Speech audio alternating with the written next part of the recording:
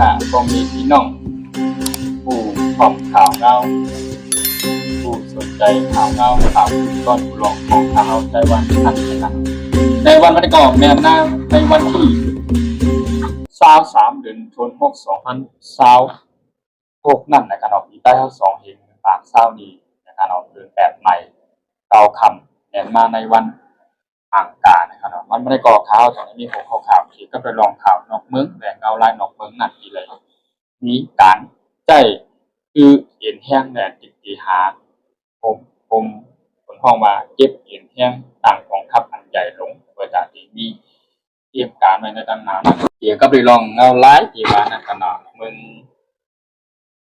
นึงแหละเมืองนั่นนะครับเนาะไรว่ามีอันเช็คเข่งกันมันก็ไรว่ามีอันเตรียมพร้อมนะครับเตรียมพร้อมเตรียมเวลาในเตรียมการเปิดตาดี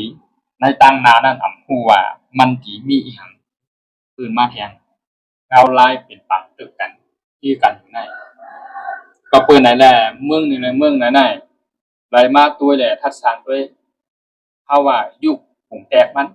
รัสเซียและยูเครนนะครับเนาะนั้นก็ทั้งอเมริกาและอิหร่านแล้วก็ทั้งอิสราเอลและอิหร่านด้วยในเนาะได้มีเป็นปางตึกยื้อกันนั้นก็ปากีสถานและอัฟกานิสถานที่คนมาได้ปางตึกยื้อกันนั่นนะครับมันก็เลยเฮ็ดให้เมืองนึงและเมืองนึงนั้นได้มาทัดสร้างบุญมีด้วยเปิดตาดี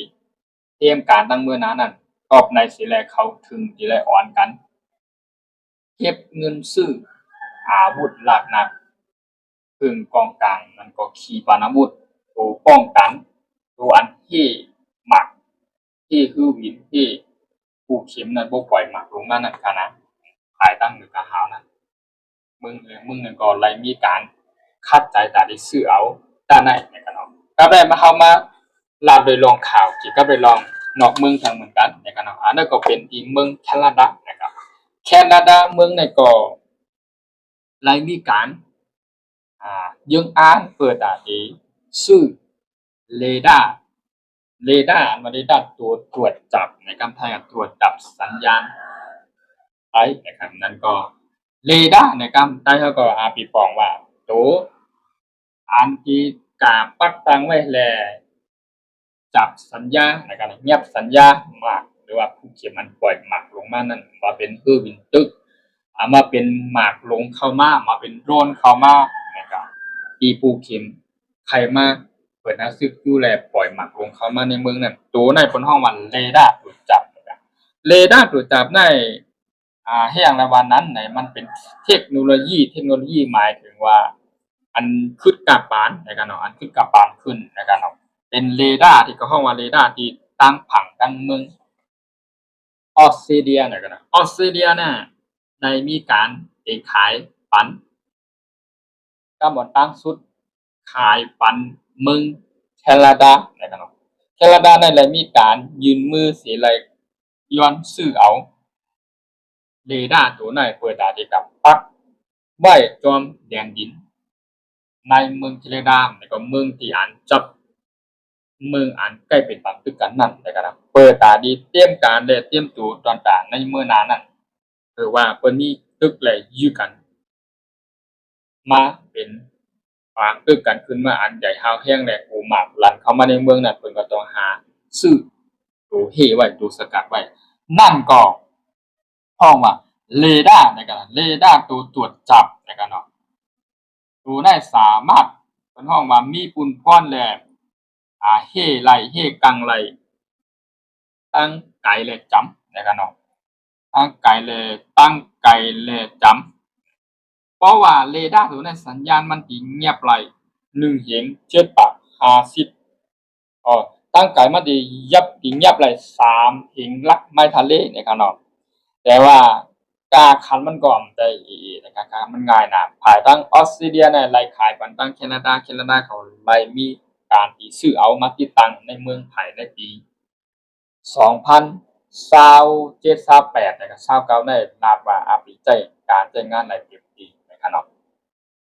กาคันมันก็อยู่ที่1เหง7ปาก50ล้านดอลลาร์นะครับเนาะหรือไม่ก็50,000หรือ50,000ถึง 7,000 ล้านบาทนะครับเนาะเป็น เป็นห้องว่าเป็นก็เหมือนตามสุดที่อันเมืองออสเตรเลียเนี่ยขายปันตั้งแคนาดานะครับเนาะตัวอาวุธหรือว่าเรดาร์ตัวนั้นตัวยับสัญญาณมาเลยเนี่ยตั้งไกลเลยเนี่ยตา3เห็นลักไม้ทะเลเนี่ยกันเนาะ3หินลักไม้ทะเลได้ไล่ว่าไกลเหมือนกันนะ3เห็นไม้ทะเลนะ3หินลักไม้ทะเลเนี่ยเราว่าไกลเหมือนกันนะครับเนาะเพราะว่ามีภูเข็มหรือว่ามีหมากหลงมีเป็นห้องว่ามีศัตรูในกำไพ่เนาะมีภูเข็มอันปล่อยหมากขึ้นมามันก็ปล่อยร่วนขึ้นมามันก็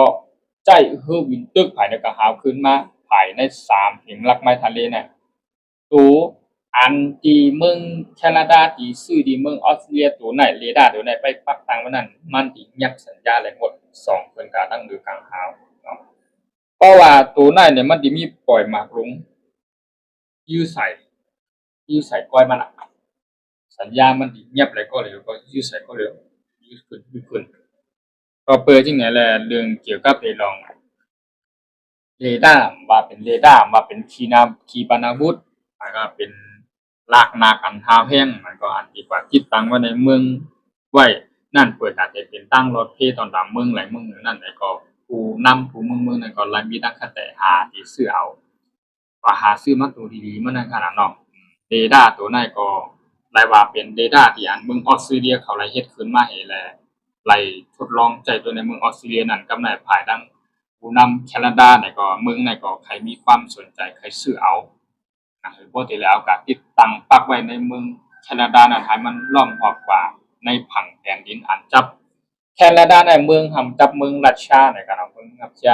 อย่างไรว่าจับเมืองรัสเซียจึงคือในล่ะก็เปิดในแลจับเมืองรัสเซียแลไล่มีการเตรียมการไว้ในตั้งนานนั่นหรือว่ามีผู้เขียมมาหลอตึกในเมืองรัสเซียนั่นก็ไล่มีหมากลงเรียนเข้ามาแลกูมันพุ่งหลันเข้ามาในเมืองแคนาดานั่นก็เลยก็เปิดในแลในภายในตั้งนานนั่นแคนาดากับเมืองแคนาดานั่นเลยมีการเตรียมการตาปักตั้งไว้จอมฐานทัพปักตั้งไว้ที่ตับต่างตับภูมิเมียวตับอันจอมเรียนที่นั่นตับมันล้อมรอบในเมืองไว้ในขนมตั้งเป็นอังกอรเรดาร์ในมันเป็นภูมิเมืองโดไรมีในขนาดเรดาร์ในขนาดเพราะว่าเมืองหลายเมืองนึงนั่นอันมีผู้เข็มและศัตรูอันล้อมรอบนั่นขนาดโดมีเรดาร์นะครับโดมีเรดาร์ตัวยึดสกัดเหมือนที่ว่าเมืองอิสราเอลเนี่ยมีตัวยึดสกัดขนาดมีตัวป้องกันภัยทางอากาศที่เขาว่าในขนาดแพทที่อ่อนในขนาดแล้วก็มีไอรอนโดมแล้วก็มีทั้งโลสปริงอันทั้งเมียวนะมี3เมียวขนาดที่อันติดตั้งไว้ในเมืองแลหมากในยื้อมากกว่าลาลิถึงเนี่ยอันที่อันหมากเขายื้อกันเป็น50 60ลูกนั่นเป็นปากลูก2ปากลูกมาโหเฮงนั่นน่ะเพราะมีตัวในหลายตัวในอยู่ที่8 ตับไปถึงปันตกเนื้อถึงเนื้อผิวลิ้นขนาดด้านปันตกถึงเนื้อลิ้นนะครับมาถึงเนื้อกลางหาวในตั้งกายใน2เห็นลัก3เห็นลัก4เห็นไม้ทะเลในตัวในจับได้ก็ยื้อแตกกลางหาวไปทั้งเดียวก็เพราะฉะนั้นแหละเมืองนี้ในเมืองก็เลยมีความสนใจอันใครซื้อในขนาดเนาะก็วังเป็นตัวอันเพื่อจะได้เฮ็ดกันบ้านเมืองตัวเจ้าเก่าเฮ็ดกาแล้วก็เป็นอาวุธที่อันคึกกักและทันสมัยในคำไทยมันฮ้อทรงพลังและทันสมัยที่สุด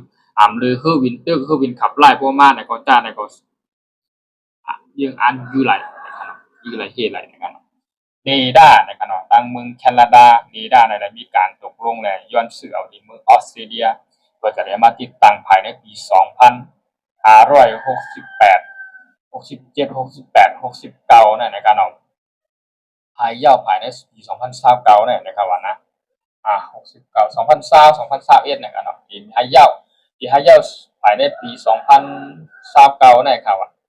ที่ยาวติดตั้งยาวยามหมดตอนตาดีใจการใช้งานมาหลายเตะนะครับแต่เขาตั้งอยู่หลายปีนะแต่ว่าติดตั้งปุ๊บไรขึ้นเดี๋ยวนะก็เพิ่นนั่นแหละผู้นำต่างเมืองเนี่ยเพิ่นมีป้ายวนป้ายทัศน์เนาะที่เพิ่นที่เอาวันเมืองเจ้าเก่าเป็นใหญ่นะครับเนาะเอาวันเมืองเจ้าเก่าเป็นใหญ่เอาค่าวัดผู้เมืองเป็นใหญ่นะครับเพิ่นที่มาตกลงโอ้คันคงใจกันว่าเฮาสิซื้อจังไหนในการเพิ่นก็มาที่กลางตาว่านเฮาเมืองเฮาสิรอดพี่กว่าดังมื้อหน้านั้นเห็นได้มีผู้เขียนตั้งหลายปล่อยมักก็ ก็แต่คือวินตึกแต่โดนยื้อเข้ามานั้นเขามีตัวยื้อสกัดเขาก็จะได้ภูมิใจนะครับเนาะที่ก็ไปลองโอ้ข้อข่าวเขาได้ก็เห็นออสเตรเลียอะไรขายเรดาร์เทคโนโลยีอันตั้งสมัยและคือกับขายปันแคนาดานะครับเนาะ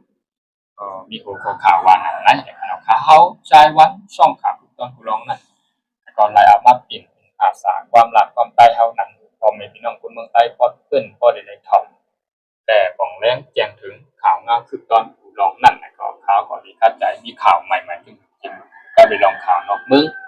ในเมืองแล้วก็ข่าวที่มาอัปเดตพอแม่พี่น้องข่าวผู้เข้ากับคนนะครับบ่ได้ติดตามข่าวงามคือตอนยามตันนั่นนะครับเนาะกำได้ก่อกำมือสุดก่อนฝากพอพี่น้องเขากาจอยกดไลค์กดแชร์กดติดตามหนังคือพอมีพี่น้องเขาโพสต์ทีไรข่าวงามคือตอนยามตันนั่นเลยก็เขากับปันแห้งข่าวช่องข่าวคือตอนผู้ร้องนั่นนะครับส่วนตัวข่าวเล่าไปเกินกระโดดนอกเมืองก็ไล่วันเมืองนอกเมืองถึงเนาะครับมาอัปเดตร่วมปันไปนะครับเนาะไปสุดโอกาสที่เขาว่าปันแห้งข่าว